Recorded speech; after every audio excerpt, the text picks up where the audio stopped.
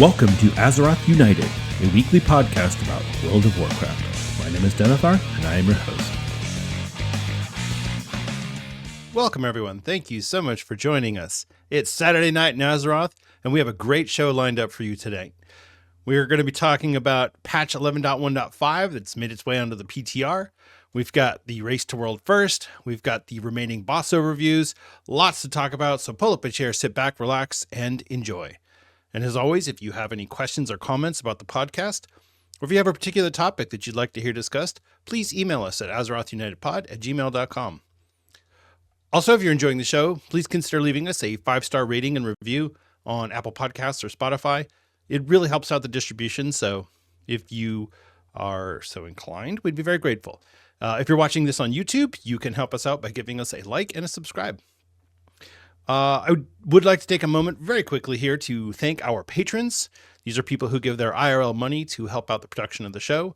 Our friend of the show patrons are Judge Omni, Stug Life, and Thelial. Thank you so much for your support. You definitely help make Azeroth United possible. Before I get to the news, I wanted to do a quick rundown of what I got up to last week in WoW. So last week, obviously, the beginning of Season 1, it's a very exciting week in World of Warcraft. So first off, let's start with the big elephant in the room. We did clear the raid on normal. Yes. So my new guild, let's see, I think they did 4 out of 8 Mythic last season. So that's a little intimidating for me, but we'll see how it goes. So we cleared the raid. We YOLO'd a couple of bosses because we didn't feel like looking at the strats. So it's just like, just pull the boss, see what happens. Oh, look, we killed it.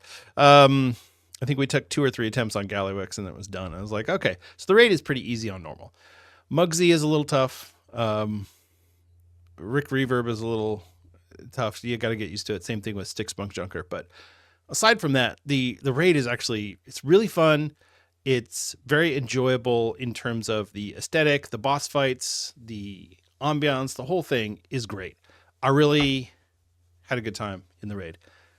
The trash is a little annoying because basically what you do is you're in the Undermine. So you're just driving around Undermine like you normally do, except that all of the NPCs are replaced by trash mobs. And the problem with that, of course, is that you're going to drive through there on your hot rod like you normally would drive through Undermine, and you're going to pull a lot of trash. So we had multiple pulls of just 7 or 8 different trash packs from all over the place. Everyone converged and we had to try and clear everything down. So, we had a few hiccups, nothing big, but first night jitters, that sort of thing. Some new people in the raid group, including myself. And, the item levels varied. I mean, I think there was somebody who was 610. So, and then we had people who were, already 640. So yeah, it was a good group. We had a good raid. I really enjoyed it. And I feel like this is probably, I don't know, I'd say in terms of the overall raid, not specific boss fights, but just everything, this is one of the best raids they've done in years. I can't remember a raid that was this good and interesting and enjoyable. So well done, Blizzard. You hit the nail right on the head. I'm trying to think as I'm talking if there was a raid that was this good. A lot of people really liked Castle Nathria. The problem that I had with Castle Nathria is that everything felt like you were just going through this bizarrely shaped castle that has this one path that goes all the way through it for some bizarre reason. I don't know. The vampire stick was cool. Yes. But aside from that, whatever. So, there you go. Liberation of Undermine cleared. We did do the first 2 bosses on heroics. I've got a heroic piece from raid in my vault, which will be really nice. Vexy and the Gear Grinders is actually pretty easy. If you have a guild that can coordinate the motorcycles pretty well, then yeah, you'll clear that boss on heroic. The Cauldron of Carnage was a little tougher. We had a little bit harder time with that, but we managed to get through it, and it was fine. So Rick Reverb kicked our butts from here until next Tuesday. So Yeah, I mean, that's how it goes. So, right. So yeah, the raid was good. Very much enjoyed it. I did a couple of delves. Actually, I did like 6 delves. I'm trying to get my bottom row of the vault filled up with tier 8 delves. I haven't done anything above a tier 8 yet. My gear is still pretty low. I'm at 630 right now. It's still really low for me, and I would like to get it a little higher up before I try and do any real content. That being said, I did a Theater of Pain 2. Well, I tried to. We got to the last boss. I mean, I think we had 30 deaths at the point that we got to the last boss. The timer was already blown, and we couldn't kill the last boss. It was just too much. The healer kept dying. People were standing and stuff. We needed a little bit more coordination, and we didn't have it, and that's okay. We'll get there. We're just players. We'll get there. The Mythic Plus definitely was hard, but I think a lot of that came from the fact that everybody was pretty undergeared. If we had veteran or champion level gear, cakewalk. It's a cakewalk. So unfortunately, it was the only one I've done so far this week. I might try another one on Monday night before the reset, but probably not, to be honest. As far as the delves go, the delves are pretty good. I really liked Side Street Sluice. I don't know if it's Sluice or Sluice or Sluicki, Sluik. But anyway, I did that one. I really liked it. Back to stressing about how many coffer keys I have, which is annoying. But last season, it took me about 3 or 4 weeks before I had more coffer keys than I knew what to do with. So hopefully that's the situation this time around, but we'll see.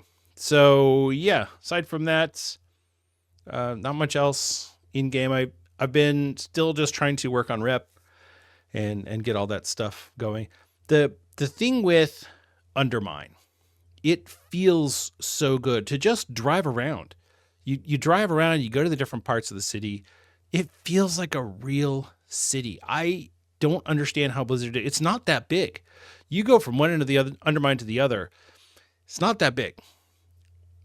It feels real. It feels like a real city. It feels like there's just people. There's houses where there's just people living there. Not like in Ironforge where you've got a lot of houses, or Stormwind where you have a lot of houses, but they're empty. Now this isn't empty. You can just barge into somebody's house, be like, "What's up, man?" Yeah, it's really cool. The quests are good. The NPCs are good. I don't love doing the driving chores. It's not my favorite thing, but I don't dislike it. Same thing with the scrap digging, whatever it's called. It's not my favorite thing, but it's okay. The Dream Surge wasn't my favorite thing. The Researchers Under Fire definitely was not my favorite thing. The Suffusion Camps, a lot of the public events that Blizzard has put out, there have been some stinkers amongst them. And that doesn't mean that it's bad. It just means that it's, I'll do it, but I don't love having to do this. So aside from that, I'm really happy with everything in the Undermine. I'm happy with everything in the patch. I feel like this is such a win for Blizzard. I know some people don't like it. Oh, this sucks. I can't believe we have goblins for 6 months. I get it. And I'm sorry, because I'm having fun. And it always makes me feel bad when I'm having a good time and somebody else isn't. And it's like, well, that sucks. But you know what? I'm sorry. I'm having fun. I am having a good time. And I hope you're having a good time too, because honestly, that's what this is really all about, is playing a video game for fun. Call me crazy, but that's what we're supposed to be doing here. So hopefully you're having a good time. And yeah, we can just all enjoy this together. Blizzard did not hold back on the news, though. So we do have a lot to go over. And,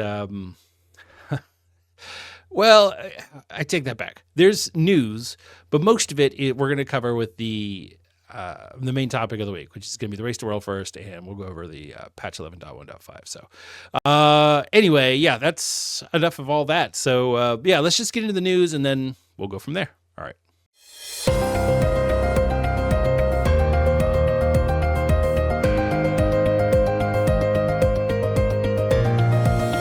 It's time for the news. In Blizzard news, so let's start off with so I saw this on Wowhead, and it's not really much of a news item so much as it is just a get ready for news item, I guess. So Blizzard is going to be at the Games Developer Conference in San Francisco. It's coming up this month in March. The only reason I mention this is because last time that they were at the GDC, John Hyatt presented the famous chart that shows the historic churn after Shadowlands of WoW subscribers, and kind of used that as here's how we're fixing this. And as we've seen, the subscriber numbers have gone up, the updates have gone up. People are happier with the game. They're still complaining. There's always going to be complaining about a live service game like this, or really anything these days. But the fact that Blizzard is planning to be there as part of the Xbox, the whole thing with the Xbox. So hopefully we'll get something interesting out of it. We might not. Maybe some developer interviews, that sort of thing. Probably by that point they'll want to start talking about patch 11.1.5. So that'll be interesting. Maybe we'll get some information about that. So anyway, that's coming up. I think it's coming up in a week. Like a week and a half. So keep an ear out for that. If I hear anything, I'll talk about it in the podcast. But for now, just it's more of a keep your ears open for hopefully something interesting will come out of that. All right, let's go to the. First off, let's talk about the whole BOE fiasco. So if you didn't hear about this is really funny. And I say funny, but it's also a little sad. So Blizzard, people were getting BOEs from the raid, and a couple people got buy down equip. Like there was a neck that supposedly sells for like 300,000 gold or something. People were getting these drops from the raid and putting them on the auction house right away, especially because you can mount in the raid. So the guy that got it in our raid, he immediately got onto his Brutosaur mount and put it on the auction house. So what happened is that Blizzard made all of these items soulbound for a reason. I guess there was an issue, and canceled all the auctions that were out there. So if you hadn't already sold yours, it was now bound to you, which is a problem because people wanted to sell these and make some money during the race to World First. So Blizzard did put out a post. This was the result of a hotfix, and we're working on an additional hotfix to address it. In other words, oops, we screwed up. So unfortunately for those people who did not get it out in time, they're going to have to wait. And what's going to happen is that the price is going to drop as these teams gear up. So unfortunately, you're not going to get full bang for your buck, but hopefully you'll still get something good. So it's just unfortunate the way that this sort of thing happens, but what are you going to do? So yeah, let that be a lesson to you. Never get a BOE. It's like getting the Edge Masters in Classic, and all of a sudden, it's bound to me, and I'm a priest. Oh no. Oh boy. All right. It's unfortunate. There was some tuning done for Mythic Plus. So there's a couple of things that Blizzard did that they're trying to really make this accessible to people. And like I said, I did the Theater Pain. We didn't do a great job, but it's not like it was overly tuned. It was just we were undergeared. So Mythic Plus dungeon tuning. So basically the three takeaways from this are player deaths no longer affect the timer on Keystone level 2 and 3. So right previously, if you die, you would get a 5-second penalty deducted from your timer. So if you had 30 minutes, now you'd have 29 minutes and 55 seconds. So the more deaths you have, the more penalty you accrue, in addition to the time wasted for people to run back, especially if it's a full party wipe. That's the time it takes to run back plus 25 seconds. Well, that's been removed from Keystone levels 2 and 3. So basically the only thing that you have to worry about on a 2 or a 3 is the timer and the mob percentage. That's it. There's nothing else different from a Mythic 0 except for those two things. That's it. That's all you got. No affix, no death counter, nothing, which is kind of wild. I feel like this is the first, or maybe not the first, but this is a step into the direction of looking for group for Mythic Plus. And obviously it would only be for a 2, maybe for a 3, but anything other than that, if you're dealing with an affix, you can't put together a group for that. But you could put together a group that say, hey, here's your minimum item level. You get in this group, and when it starts, you've got to go. And I mean, I feel like this is a really good way to get people into Keystones. They go, all right, you're going to just get into a group. We're going to send you out there, and you're going to go. And if it doesn't work and everyone leaves the group, it's not as big of a deal. I mean, it's already not a big deal if you brick a 2. What's going to happen? It's going to revert to another 2. So no harm, no foul, I guess. It's just the time wasted really is the issue. So if you are in a 2 or a 3 and you get, or you're looking for your death counter, it's not going to be there. So hopefully there's something that comes with the Midnight expansion. I really hope that that's what Blizzard is planning here, is that they're testing all of these things out for Mythic Plus. And then with Midnight, we'll get Mythic Plus looking for group, Mythic 0 looking for group, and Mythic Plus looking for group. The problem with Mythic 0 looking for group is that they don't want Mythic 0 to be spammable. So what would have to happen is you would have to looking for group for a specific keystone, right? And I guess maybe what you could do is you could say, all right, so you could do looking for group for a 0, Mythic 0, and you can only do 8 of those a week, whatever the 8 dungeons are, which means that once you've done one of the dungeons, you can no longer queue for that one for the looking for group. I think that's fine. For Mythic Plus, I think it would have to be the same. You'd have to queue for a specific dungeon, and somebody would have to say, I have a keystone. So when Blizzard is putting the group together, one of the people in the group has to have that keystone. So right now you can check the little box that says, I want to be the party leader, or I'm willing to be the party leader. You're not, just because you say you want it doesn't mean you're going to get it, but you're willing to do that. So that might be something they add in. They say, I have the keystone, so I can be the keystone holder for this group. But anybody could join and say, I want to do the mother load. But you might have to wait 20 minutes for somebody with a keystone to show up. So maybe Tank is sitting in queue. Tank is sitting in queue for 20 minutes because nobody has the keystone. I don't know, but I'm sure they'll figure out how to make it work. But anyway, we'll see.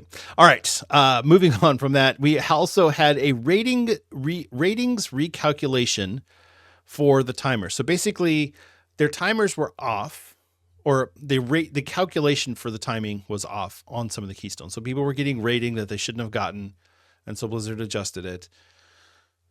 It's not a big deal, but it's, if you looking at your rating and you're like, I thought it was higher than it was, that's why. Blizzard made a change. They had to recalculate everybody's rating. So yeah, unfortunately, people are going to have their ratings adjusted. And finally, Blizzard has done a 10% enemy health and damage reduction across the board, in addition to specific spell and abilities being reduced. They're really going hard on this season as far as making it accessible to people. I'm really looking forward to this. I'm gonna try and get some gear. I've got to get some zeros under my belt, I think is probably what I'm gonna have to do. But yeah, this is good news. This is good stuff. So if you are a Mythic Plus player, Mythic Plus enjoyer, this is good news. If you don't do Mythic Plus because you're like, that's not for me, this might be the season to at least try it once. Try one Mythic Plus, see if you like it. You can wait until your gear's a little higher level. Maybe you're gonna wait until you're 645, and then you're gonna try it. Okay, that's fine. But give it a shot. Who knows? Maybe you'll have fun. Maybe you'll enjoy it. Maybe you won't. Maybe you'll hate it. Maybe it'll be like, Denethar, you made me do this and it was terrible, so you suck and I hate your podcast. That's fine. You are allowed to feel that way. If I forced you to do Mythic Plus, you can feel that way. But I'm not going to force you. I'm just making a suggestion. So, All right. That's Mythic Plus. Okay, Blizzard put out this post, and I thought it was kind of interesting because there was a lot of confusion at the beginning of the War Within on the World Soul Memory. So you know how you get a Radiant Echo, and then you go into the World Soul Memory, and how does this work? What am I supposed to get out of this? It wasn't clear, and Blizzard did not make it clear. They were not in interest of clarifying anything. So this time around, they're trying to clear it up and make it so that players actually know what's going on so they can plan accordingly. This is with the launch of Season 2. Many players are returning to the World Soul Memories to help Azeroth deal with those long-ago events and earn rewards in the process. That's right. We just want the rewards. We don't care about any of that other crap. We'd like to talk here about how those rewards are given out because there's been some confusion about how things are awarded. Yeah, no kidding. That's what people were asking for 6 months ago. At a high level, as you defeat enemies within the World Soul Memory, you increase your World Soul Memory score, found at the top of your screen during a memory. When the event ends, your World Soul Memory score directly translates to the level of your reward with no variability. That is, scoring 100 points in a World Soul Memory always gives the same level of reward. So, theoretically, you should get the same reward if you get the same score on 2 different memories. That was one thing that people were confused about. They were like, well, it seems like it's random. Well, it's not random, but it depends on your score. What they say is not every point is the same. The first points you earn in a World Soul Memory are significantly more important to your score than later points. Increasing your score from 10 to 20 increases your reward much more than increasing your score from 200 to 210. There are several breakpoints, but the most significant are at 100 and 400 points. While World Soul Memory score can go very high, rewards stop increasing only at 5,000. Once you hit 100 points, you've already earned more than half the total possible rewards. And at 400 point, you've earned just over 3/4 of the possible rewards. So if you just want to get a reward and you're not really concerned about like min-maxing your time, go in there, do your 100 points, you're done. You're done. You don't need to worry about it. The reason that they do this, and they talk about how if you do multiply by 5, I think that's a waste. Anyway, it's worth discussing why these things are set up this way. Why are the early points worth more than the later points? The reason is simple. We want players to feel like it's okay to play how they want while still rewarding group play. Players who join World Soul Memories solo or in small groups will naturally earn fewer points than those who join in a full synchronized raid group. However, because these breakpoints exist and the earlier points are worth more, the players in the small group aren't missing out on as many rewards as they would if the rewards scaled with the score completely linearly. So in other words, they don't want it to be the best way to do this is in a raid group. That is a way to do that. And if you're concerned about getting the most reward per Radiant Echo, that's the way to go. Go in your raid group. But they wanted to make sure that players didn't feel like they had to do that. So, and I don't feel like I have to go into a raid group. I feel like I could go in there myself and just knock one out, boop, dip, done, and move on. Move on with my life. That's the goal here. So, I don't know. I just thought it was really interesting that they came out and clarified this now rather than at the launch of the War Within. So, I don't know. For whatever reason, that's what they decided to do. So, all right. Let's switch gears here. Let's talk about classic World of Warcraft. So obviously we talked about Miss Pandaria last week and or was it 2 weeks ago? Anyway, Miss Pandaria is coming and we know that. The Miss Pandaria beta let me clarify this. On the development server that Blizzard has, it's for where the vendor builds are located. One of them has been updated to a Miss Pandaria version of the game. In other words, it's coming. The beta is coming probably within a month or so.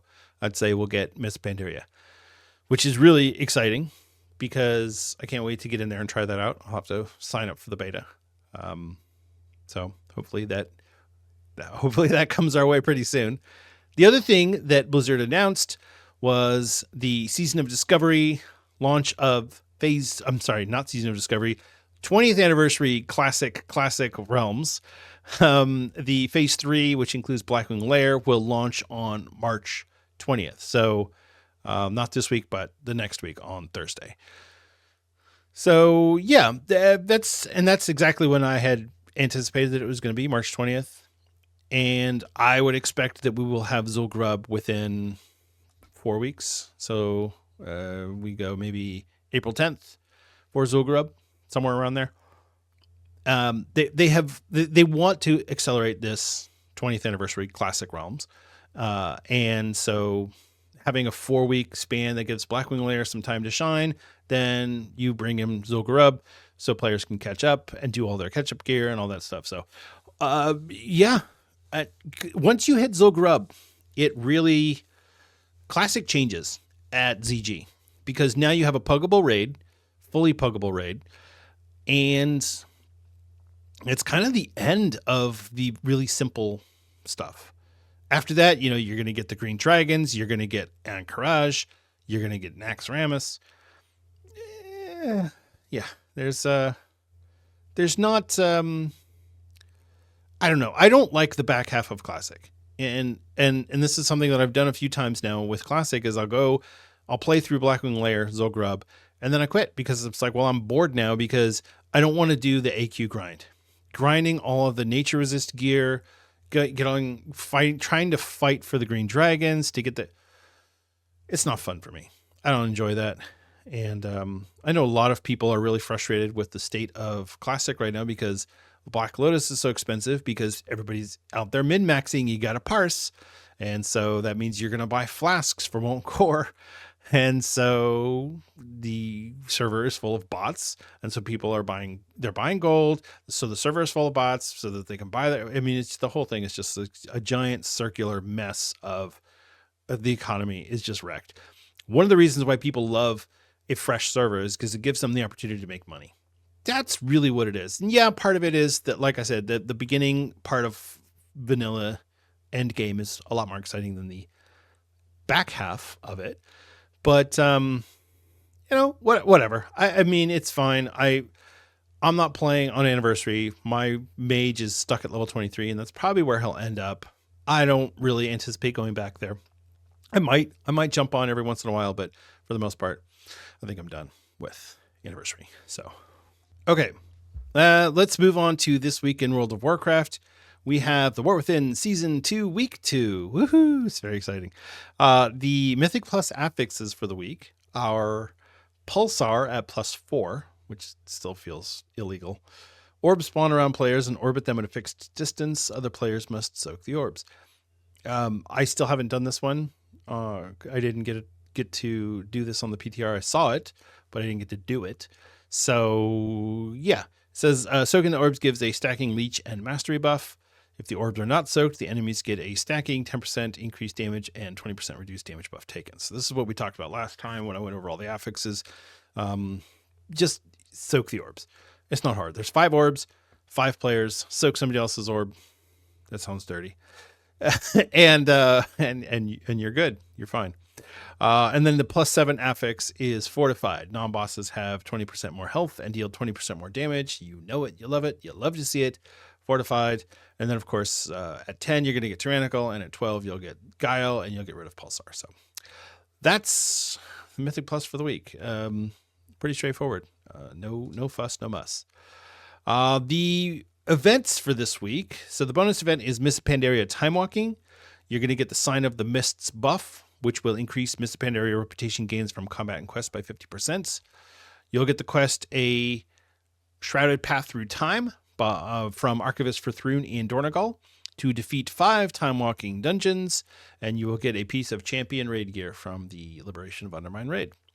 The dungeon pool, I should say, is Gate of the Setting Sun, Mogushan Palace, Skullomance, Shadowpan Monastery, Stormstout Brewery, and Temple of the Jade Serpent, which that place still gives me nightmares.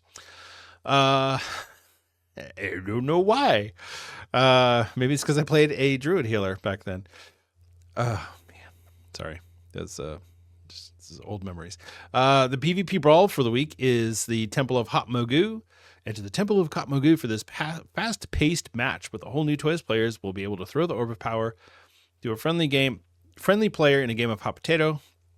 Beware, they'll also gain the debuffs along with the orbs, so choose wisely. Returning things up to 11 by changing the resurrection time to a quick 5 seconds.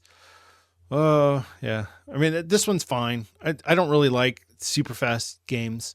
That's why I'm struggling to play Marvel Rivals, because it's too fast for me.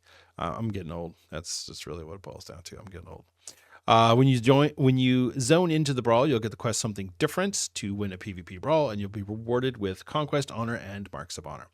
So that's it. That's all that's going on this week. There's no micro holidays. There's no big holiday.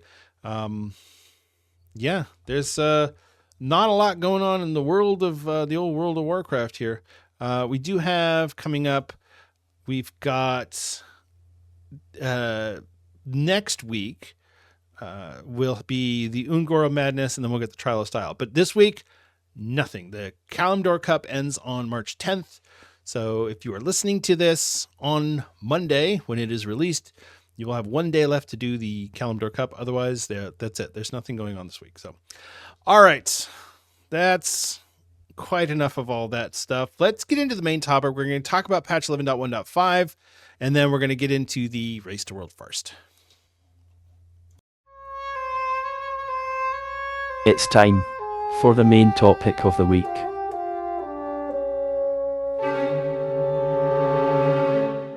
So Blizzard have released the public test realm for patch 11.1.5 and given us a little bit of information about what to expect for that patch. Not all of the content is available on the public test realm, so I wasn't able to test all of the different things, but they're kind of giving us a heads up on here's what you can expect. So we are going to get 3 new things, I guess. It's 3 new contents. There's going to be a new outdoor public event. There's going to be a new, I guess, solo content, or I don't know if you can do it in a group. And then there's going to be an event that will take place. So first off, let's talk about the Defend the Arathi in the Nightfall scenario. So the Nightfall scenario is something that we're going to go do. I think it's going to be on a timer. It's not fully available in the PTR yet, but there's going to be a new faction, Flames Radiance. And this is going to be a faction of Arathi. We're going to help them fight off the Nerubians, the Surukai forces following the defeat of Queen Ansarek. You're going to get new NPCs that we're going to talk to. We're going to earn renown with them, and you are going to get new rewards. So it's just your new, I think it's 10? 10 renown. So I guess we'll see what's if it's worth doing. I guess this is like the new Time Rift or Suffusion Camp or Researchers Under Fire or whatever. But instead of it being a public event, it's a queuable scenario. So you queue into the scenario and you go do it, and I guess you're done for the week. So not exactly sure how this is going to work, but there will be quests and things that you can do, and you'll get rewards, loot. It says new armor sets, a tabard. They'll update visually as you progress through the ranks of Flames Radiance, weapons, a new color variation for the Delver's Dirigible, and more. As your rank increases, you can also expect to earn buffs that will help you become stronger while in Howlfall and Ashgahed. So it's cool. This one's not super exciting, but maybe it'll be really fun. You know, not everything has to have an amazing, interesting reward. Maybe it can just be the real treasure was the content we got along the way. I don't know. We'll see.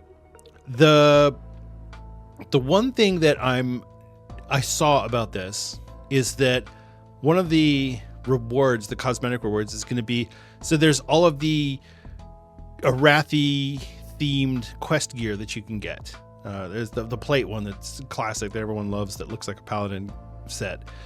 This is going to have the purple and black color of that set. So if you've been looking for that one, you saw it on the model viewer at some point, you're like, how do I get that? This is how you get it. It's the new Nightfall scenario.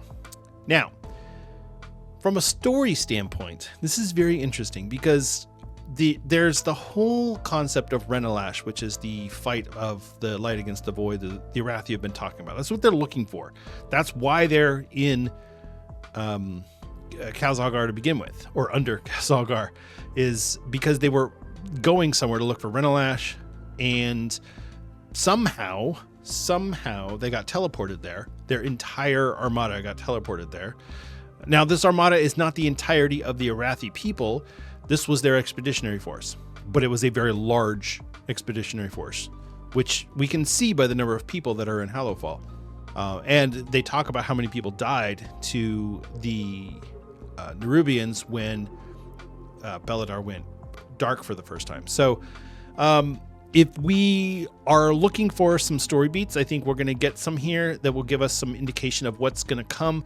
Let's not forget that Nightfall comes before midnight, right? So we're going to get midnight sometime next year. So Nightfall is maybe the precursor to that. This is like the setup scenario. Like, hey, here's what's happening. Maybe Xalatath will show up and taunt us or something. Who knows? But I think this, from a lore standpoint, is going to be very interesting. So I can't wait to get in there and talk to some of these NPCs. I'm sure there's going to be plenty of stay a while and listens in there. Some quests that are going to give us some interesting insights into what's happening. I totally feel like we're going to end up having a big battle between the light and the void at the end of this expansion, which will kick into midnight, which will basically be the war. So if you think about it in terms of, a trilogy, you have, all right, here's everybody's here and we got the setup and here's the villain and here's what's going on. All right, now this horrible thing happens and we're going to have to fight through it and figure out how to recover from this horrible thing. And then the third part of the trilogy, The Last Titan, is going to be, okay, we recovered and now we're badasses again. So, or something like that. I don't know. I'm not a storyteller, but the point is this will be some really good lore through this, or from this scenario. I really feel like that's what we're going to get out of this. So if you're looking for some really engaging, compelling gameplay, you're probably not going to get it here. You're probably going to get more story and cosmetics. That's my suspicion. So, all right. The next one, and this is interesting, though I'm not quite sure with how this is going to work, but the testing for this one is also not available. This will start testing on March 17th. It is a 6 weeks event called the Dastardly Duos. Later in the patch cycle, players will be able to experience a new 6-week event providing a variety of cosmetics, toys, and even some dungeon items based on the bosses you encounter. So there's I believe it's a Goblin Vinny Sweets showrunner and announcer is promoting Dastardly Duos, where players can step up to take on animatronic versions of past bosses, gain power-ups, and strive for higher and higher scores for bragging rights. You and your party will fight 2 or more bosses at a time to rack up the highest score. So we're going to go fight animatronic versions of the bosses and get rewards, which is cool. It says in week 1, there will be 4 bosses available to fight, and each week thereafter, additional bosses will be added, up to a total of 10 bosses to face. So I guess this is like a brawler's guild for fighting old bosses that... maybe it's like the Mage Tower. You have to learn the different mechanics, and you have to. I don't know. I have no idea. I'm gonna try and get on the PTR to try this on March 17th. That's a Monday, so I guess we'll see.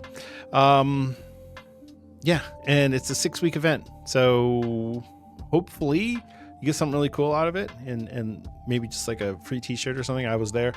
Yeah, I don't know, but it does say there's gonna be dungeon items. Doesn't say dungeon gear, it says dungeon items. Who knows? Yeah, and achievements. So, all right, it's Dastardly Duos. The final bit of content that we're going to get is the Horrific Visions Revisited. Now, this one I'm really excited about.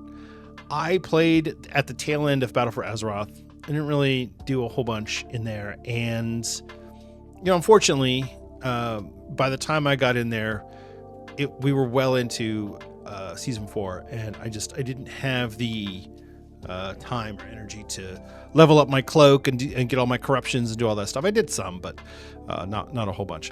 So I didn't get to do horrific visions a whole bunch. I did a handful, just a small handful. If you didn't do horrific visions, if you didn't play in Battle for Azeroth, it's you're basically time traveling to a version of Stormwind or Orgrimmar, and it alternates between the two at different points. I don't know if it's daily or weekly, but it does flip between the two. So you're going to go travel to an alternate version of those cities that are corrupted by the Void, and you have to defeat the Void corrupted NPCs. So there's going to be, I think it's 5 different NPCs that you have to kill, including the main boss, which is either Thrall or Varian Wren, depending on if you're an Orgrimmar or Stormwind. And so the way it works is the more bosses you kill, the more currency you're going to get. The more currency you get, the more things you can buy. And the things that you're going to be able to buy are things like veteran gear to start with. And then you can eventually move up. I guess if you do it harder versions of it, you're going to get more currency or a certain type of currency. I'm not exactly clear on how it's going to work, but you'll be able to get up to a hero track gear. So obviously the hero track gear is going to be very difficult to get, but it is available. There's going to be some, I guess, some enchants or some buffs that you're going to get. Like I said, I wasn't really familiar with all the things that you did in Battle for Azeroth. So hopefully this is fun. I remembered hating it because I didn't know what I was doing. And when I did this on the PTR, I was able to kill Thrall, and that was about it. So when you go through the horrific vision, you're going to get you have a certain number of energy, and your energy will slowly get taken away. And as you do more things, you're going to lose more energy. So I guess there's a certain path you have to go. You have to get certain buffs. You have to do certain things in a certain way to not have all your energy get drained. I don't know. I wasn't clear on it, but horrific visions. So, and this is going to be where you're going to get the catch-up gear. So if you have an alt, maybe you're playing one character and then you're like, man, I'm really not loving the rogue this season. I'm going to switch to my enhancement shaman. Okay, well, your enhancement shaman has season 1 gear. So what are you going to do? You go do horrific visions, you get your currency, you buy your gear, your veteran track gear to get you kind of caught up so you can go run some Mythic Plus. So that's what we're getting in patch 11.1.5. The other thing that is going to come that Blizzard has announced, and I have to shake my head at this. So we're getting a cooldown manager. So people are saying that maybe this is Blizzard's way to try and replace weak auras. This is not a weak auras replacement at all. This is literally just a bar that shows up in your interface that has all of your cooldown spells available and shows you when you will be able to use them. There's really not a whole lot to it. So if you have... See, I'm missing the point here because there's all of these spells, but you can't do anything with them. And the only thing you can adjust is the size or the spacing between the icons. It shows up in your user interface. So I don't know if they're planning to add more functionality to this or more customization to it, but right now it's almost completely useless. My Demon Hunter had a bar that was like 12 buttons across all of my different cooldowns. It's like, what use is this to me? I don't need this gigantic bar. Plus they have another bar with other cooldowns on it. I didn't get it. So maybe this is the first iteration and Blizzard's going to start working on this and make it better. Maybe they're going to hire some of the people from weak auras. I don't know. I think that this is the type of thing that Blizzard really wants to work. They want to be able to say, players, you don't need weak auras, but they want to make the game complicated because people are using weak auras. So what happens is the people who don't have weak auras are now behind because Blizzard have made the game with the assumption that you're going to have weak auras. So in order to have it so that people don't feel like they need to go get an add-on just to play the game, they're trying to build this into the user interface, into the default interface. And it's just not a good version, not a good first version of it. But I'm sure they'll iterate on it and make it better over time. At least I hope they do. Yeah, that's pretty much it. That's what's going on with the patch 11.1.5. The other thing that we're supposed to get that Blizzard has not talked about is a Children's Week update. This is what they put on the initial roadmap that we got at the beginning of the year. Now, the reason this is relevant is that Children's Week, if I can pull up my handy dandy little calendar here, Children's Week is from April 28th to May 5th. So if this contains the Children's Week update, by using some calculus and trigonometry, I'm going to say that it needs to come before April 28th. So that means that it's likely going to be here on April 22nd or maybe April 15th. Either of those is possible. If I had to make a guess, I would say that we're probably going to go April 22nd, because that would be 8 weeks since the launch of patch 11.1.0. So if you are liking the Undermine and all of the stuff that we got in that patch, but you are worried that you're going to get bored in the next few weeks, have no fear. April 22nd, then patch 11.1.5 will be here. So yeah, there you go. That's my guess. I have no idea about any of this stuff. I'm just guessing. I have a spreadsheet where I have everything listed out, and I can make some pretty good assumptions from there, but that's all they are. They are assumptions. They are not based on anything other than my guesswork, based on me looking at stuff on the internet. So, all right, let's talk about the Race to World first. Actually, hold on. Before we do that, I do want to say that because WoW has so many different versions. You have Classic, you have Classic, you have Season of Discovery, you have Modern WoW. The calendar gets very crowded. But that being said, even within a very crowded calendar, there's a lot of space for nothing happening. So far, Blizzard has done a pretty good job of every 2 or 3 weeks we have something new going on. Sometimes even less than that. Sometimes even more frequently than that. But it's to me, it's fascinating how we have created this. If you were around for Shadowlands, you know what I'm talking about here. There was a period of time where we went months with no updates at all. Nothing new was happening. It was just dead. There was nothing going on. It was actually kind of depressing because the game felt dead and we were in the land of the dead. It couldn't have been worse. So I really appreciate how much effort Blizzard is putting. I know that they're splitting the content packs or the content patches that we used to get into smaller bite-sized pieces in order to accomplish this.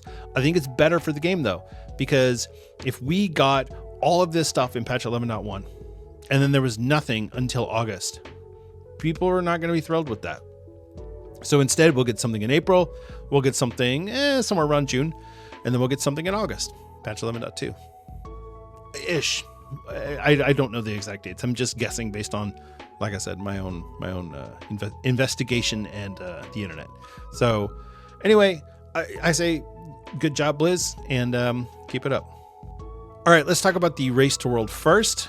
So where we stand currently. So 3 bosses are down. We have obviously Vexy and the Gear Grinders was taken out on I thought I had that written. Sorry. I'm not prepared. Vexy and the Gear Grinders was taken down by the Guild Melee Mechanics on March 4th at 15:21 Eastern time. So it's 3:21 Eastern, 12:20 Pacific time.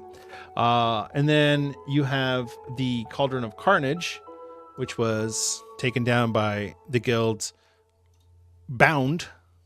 That was on March 6th.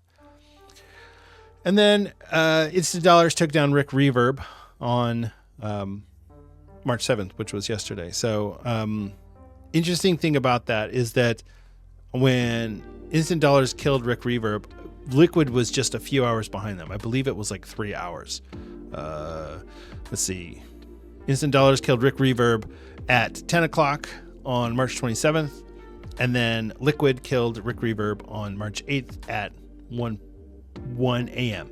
So Liquid has been doing splits for the whole time. So I'm not sure how many splits the instant dollars did, but as of right now, Liquid is currently working on Styx Bunkjunker, and Echo is working on Sprockenmonger Lock and Stock.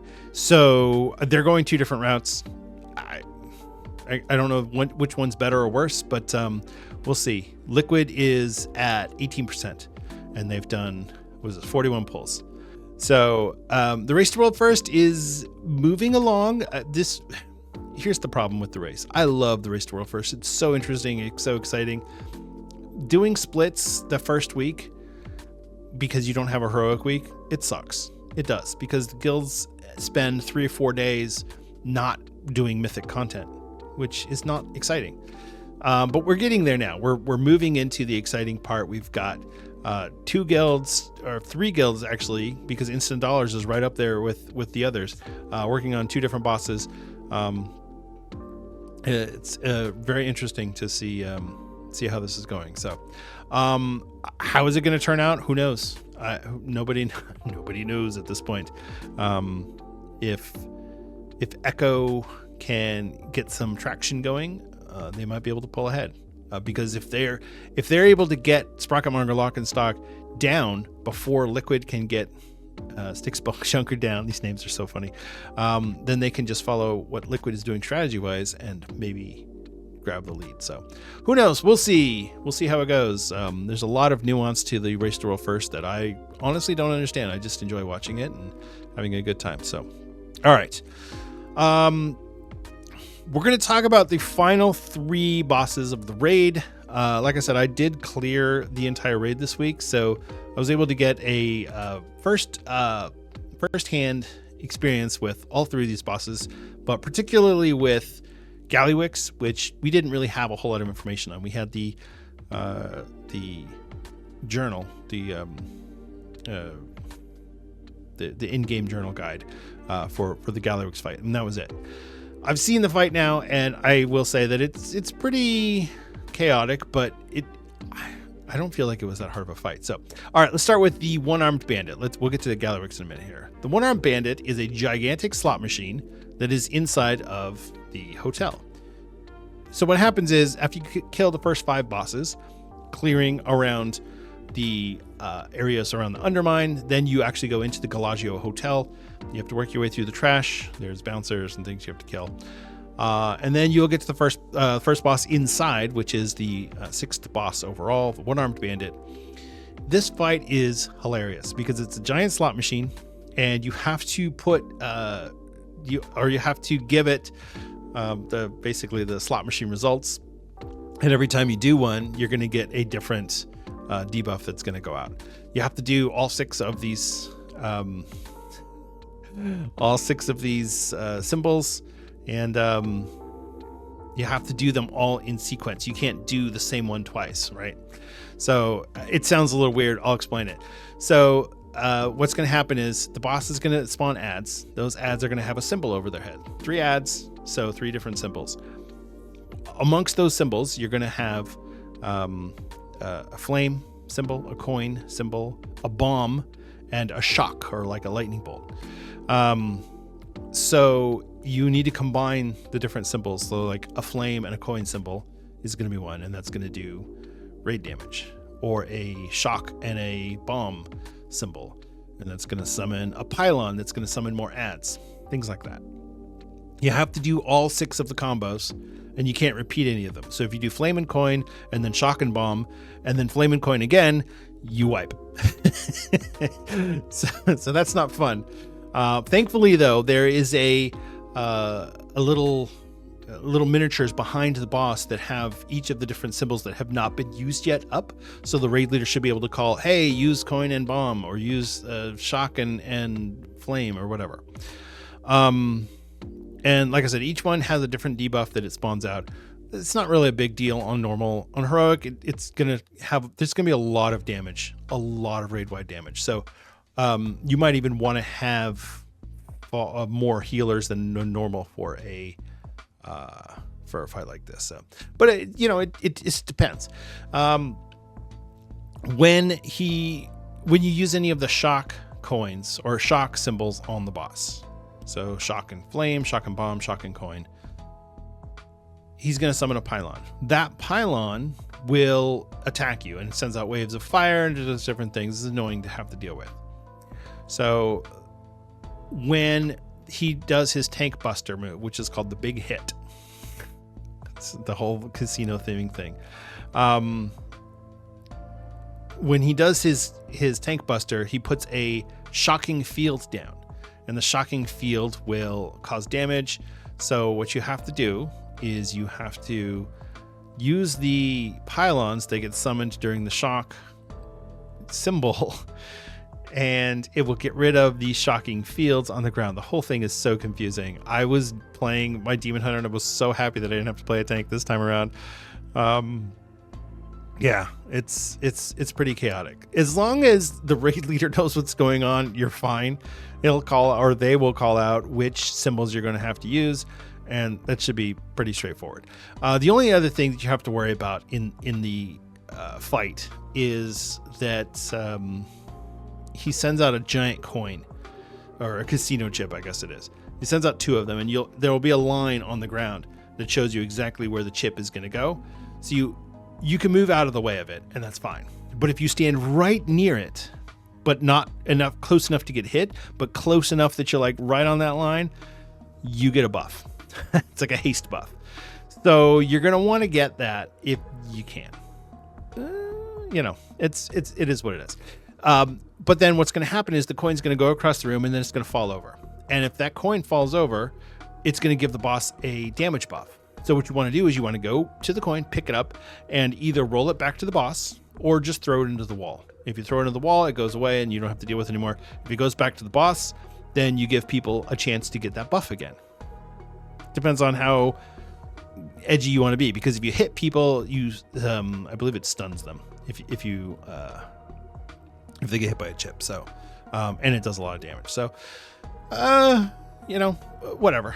That's pretty much the whole fight. At 30%, he starts doing a whole bunch of different mechanics. It's utter chaos, and he starts a timer. It's a hard enraged timer, and when that's up, you die. So at 30% health. So basically, you're going to save lust for that part, and you just want to try and burn him as fast as you can.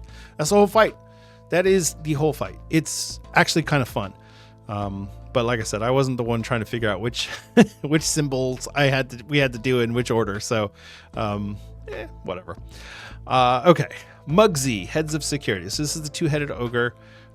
This one is tough because you have to memorize 2 different sets of mechanics in the first phase, and then in the second phase, he starts doing other things and all of the other mechanics. So there's 2 sides. There's what people are calling the red side and the blue side, or the orange side and the gray side, however you want to call it. One side looks like it's on fire. One side looks like it's metal plates. So on the red side, or the fire side, what he does is something called Earthshaker Gowl, which is 2 players get a circle around them, and when the circle goes off, it's going to put up little rock walls around the player, and then an ad is going to spawn in the middle. So what you have to do is you have to get several players to go and soak the circle with whoever gets the debuff. And then when the walls go up, they will be trapped in there with the ad. You have to kill the ad. When you kill the ad, the walls come down. On Heroic, the walls don't come down right away, but we'll get to that in a second.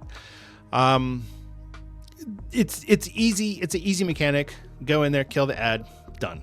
Avoid his frontal and interrupt his cast. That's it. That's all you have to do.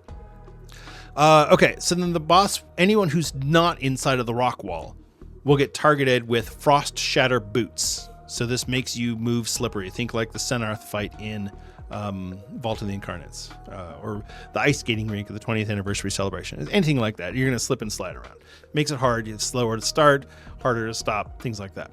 No, not a big deal. On Heroic, you're going to get an arrow, and you have to point that arrow into the rock wall because it will destroy the rock wall. If you get hit by this arrow, it's a spear that's going to get thrown at you. If you get hit by that, you're going to take heavy damage. I think it will actually one-shot you. I'm not sure. Yeah, I think it one-shots you. We didn't do heroic. We didn't do heroic on this one, so I don't know. But basically, because on Heroic, you can't destroy the rock wall, by killing the ad. You have to destroy it with the spear. It's really confusing. So, and then he shoots out electricity, and he's got the tank buster. The tank buster is really annoying because he does the tank buster and he gives the tank a debuff. The tank has to move around after getting taunted off of. The tank with the debuff now has to move around and drop the debuff around the room, but it's going to drop a permanent little yellow thing on the ground that you don't want to stand in. So there you go. That's the red side. On the blue side, so here's how we transition him. So it's not a matter of just dragging the boss over to the other side. He will go to the side where the most people are. So if you have 20 people in your raid, you need at least 11 people to go onto the other side, and then he will transition over. The reason you need to transition the boss is because when you go to a side, he will put a debuff on you that lasts for 2 minutes. So you get the debuff, you go onto the one side, and then you do all that stuff. And then when the boss will fill up an energy bar. And as that energy bar is filling up, when it gets to 100 energy, he's going to start one-shotting people. So you need to move him over to the other side, and then his energy bar will reset. So when you go over to the other side, you're going to get the other debuff, which is going to last for 2 minutes. So you will need to be able to move him back and forth. So when you're on the red side, you'll get the red debuff. After a minute, you move over to the blue side, you get the blue debuff. Your red debuff will eventually drop off, and then you can move him back over to the red side. It's weird. The whole thing is weird. Anyway, he will go to the side where the most people are. So if you are ready to transition him over to the other side, you need the majority of your raid to go over there, and then the boss will follow. Okay. That being said, on the blue side, he summons some robot ads that do damage. You're going to want to, one of them you can group up with the boss. One of them is going to be ranged. So melee kills the one with the boss. Range kills the one that's in the back.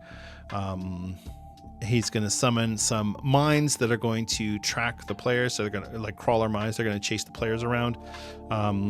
You can detonate the mines by running it into them, but they do big AoE damage. So you need to space that out so that your healers can catch up with each one. On heroic mode, if you soak a mine or if you detonate a mine, you cannot do another one. And the mines will drop a soak mechanic when they are detonated. So everybody will need to come in and soak that so that the raid doesn't take a lot of damage. And then the really basic mechanic, but for whatever reason, our guild was struggling with this, the goblin guided rocket. So he will place you'll get a big red circle around you. Somebody will. And so everybody has to soak that with that one player.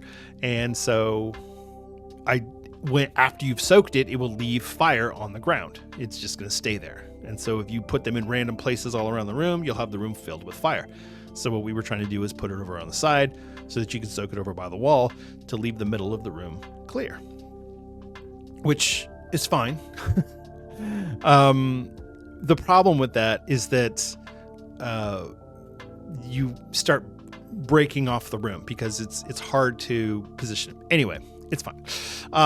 So yeah, that's the whole mechanic. On heroic, you can only soak every other rocket. So half the raid has to soak the rocket, and then they can't soak the next one. So then the other half of the raid will have to soak the next one, and so on and so forth. And then he does a giant cone of bullets that you have to get out of, and then he has the tank mechanic, which is the double whammy. Okay, so this one's really annoying because he will hit a target. It's like 26 million health or something that he will hit the target for. So when he does that, the tank needs to soak that with the other player, and they need to mitigate the damage using a tank cooldown. So what will happen is the tank will mitigate that damage, and so then both players don't die. If the tank doesn't have a cooldown, then the tank and the player will both die. There you go. At 40%, he's going to go into his intermission phase, which is called Bullet Storm, and he starts shooting bullets out of both of his hands and just spinning in a circle. And so if you just stand in one place, you'll eventually get hit by bullets and die. And then he will start charging at a random player 3 times. So he does the bullets, and then he charges, and then more bullets, and then more charge, and then more bullets, and then more charge. After all that's done, then he will go into phase 2, which he has all the abilities that he did in phase 1. It doesn't matter what side he's on at this point. He will just start beating the snot out of you, and he has a haste buff of 30%. if his energy gets to 100%, he will instantly wipe the raid. And that's the whole fight. Pretty simple, straightforward. Nothing complicated at all. All right. Jeez. And finally, Chrome King Gallywix. There's a lot going on here, and I'm going to try and get through this the best I can. But basically, the fight is phase 1. He's in the middle of the room, and he's going to do a cone, AoE cone damage. So you're going to want to split your raid into 2 groups, and the first group will soak the first AoE cone, and then the second group will soak the second AoE cone, and the tanks just taunt him back and forth because he's going to put a debuff on you. Pretty standard stuff. He's going to throw bombs. He's going to throw canisters. Just a lot of AoE damage going around. There was a lot of things flying around on the ground. There's a lot of ground clutter in this fight. And then he's going to add for phase 2, when he gets to full energy, he's going to activate his Giga Coils, and these will do AoE damage. So you have to get a bomb. So there's going to be ads, and the ads are going to have bombs. And then when you pick up the bombs, you throw them at the coils. It'll basically diffuse the coil. That's essentially the mechanic. I didn't do it, so I was just there watching other people do it. So like I said, this fight is still a little... There's not a lot of guides on this one because we didn't see it until Tuesday. And right now it's Saturday. So people haven't had time to really process everything just quite yet. So yeah, that's the thing.